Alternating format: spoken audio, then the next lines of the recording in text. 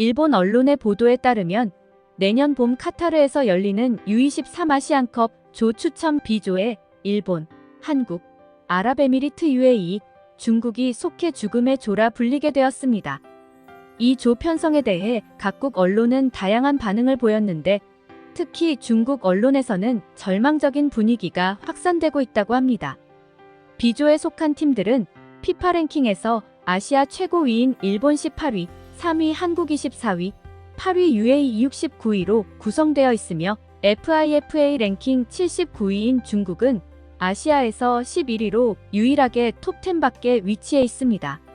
이에 따라 중국 내부에서는 이미 체념의 분위기가 감돌고 있으며 중국 매체 SOHU는 파리 올림픽 출전 가능성이 이미 매우 낮다고 보도했습니다.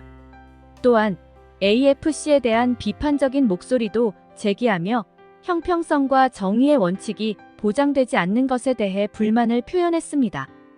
이러한 중국 언론의 태도에 대해 한국의 스포츠조선은 올림픽 가능성 희박, 사실상 포기 상태라는 제목으로 중국 미디어가 멘탈 붕괴에 빠졌다라고 보도했습니다. 이는 중국이 올림픽 예선전에 벌써부터 백기를 드는 것처럼 보인다고 지적한 것으로 이번 조 편성에 대한 중국과 다른 나라 언론들의 반응 차이를 드러내고 있습니다. 구독 부탁드립니다. 해외 반응 보시죠.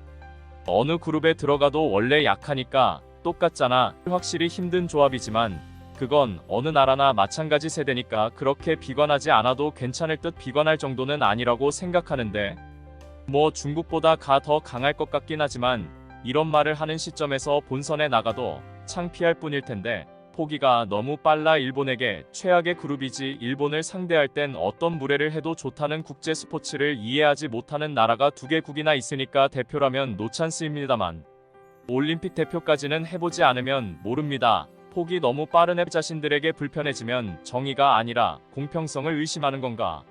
의욕이 없다면 사퇴하는 편이 고맙다.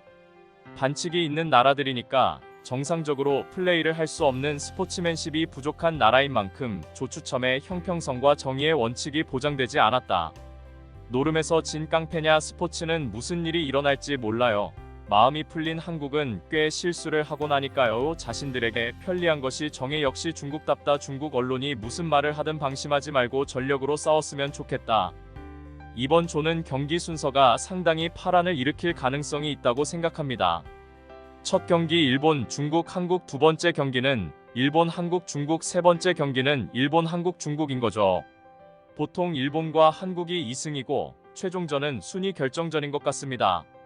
하지만 처음 2차전에서 무승부인 경우 최종전 한일에서 진 나라와 비긴 나라가 최종전에서 이기면 골득실차 승부가 되겠죠. 즉 일본이나 한국이 처음 2차전에서 무승부 혹은 진 경우 마지막이 한일전이기 때문에 파란이 일어날 가능성이 큽니다.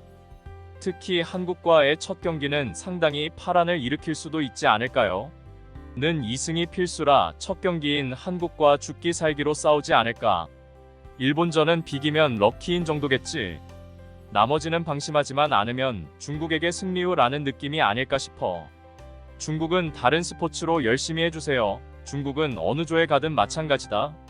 한국도 비슷하지 않을까. 중국은 어느 조에 들어가도 파리에는 못 가잖아. 이 그룹은 다 싫어. 비관하는 마음을 알겠는데 일본도 카타르 월드컵에서 독일, 스페인, 코스타리카랑 같은 조라 죽음의 조라고 했지만 독일, 스페인을 이겼고 코스타리카에겐 졌어.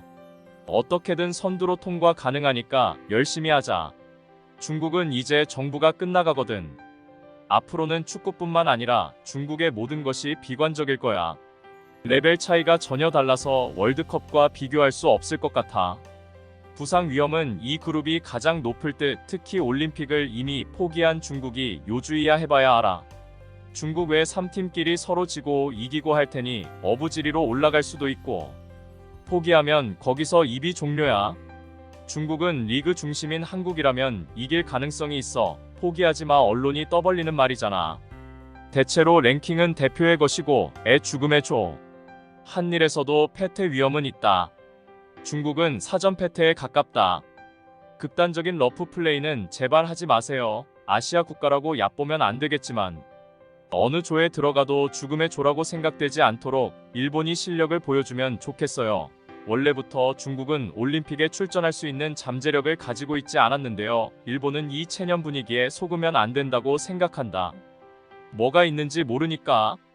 반대로 죽음의 조를 즐기는 정도가 좋을 것 같아. 방심하지 말고 싸웠으면 좋겠어. 금메달을 노려라. 언론은 가만히 자국팀을 응원하는 게 어때? 이건 너무 위험하잖아. 소림 축구에 태권 축구라니. 이쪽도 가라테 축구를 도입하면 어때? 당신의 나라는 현재 어느 그룹에 들어가도 죽음의 조라고 말해주고 싶다. 객관적으로 보면 가능성이 낮아 보이지만 승부는 해보기 전까진 알 수 없어.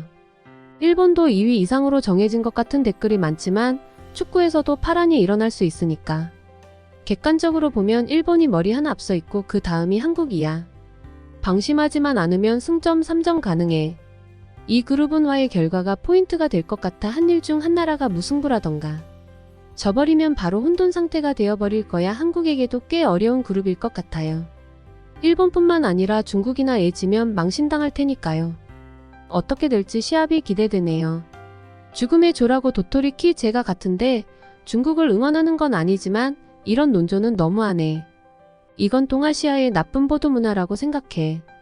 무슨 일이 일어날지 모르는 게 축구. 일본은 정신을 바짝 차리고 다치지 않도록 목표를 달성하기 바란다. 그냥 약할 뿐이잖아. 그러니 어딜 가도 안 되는 거 아니야. 추첨은 공명정대하게 이뤄진 거야. 그러니 어딜 가도 결과는 똑같겠지. 이런 거에 신경 쓸 틈이 있다면 다른 거 취재해라. 요즘 중국이 일본, 한국, 호주와 동등하다는 듯 기사가 올라오는데 뭔가 착각하고 있는 거 아니야. 어느 그룹에 들어가도 죽음의 조잖아.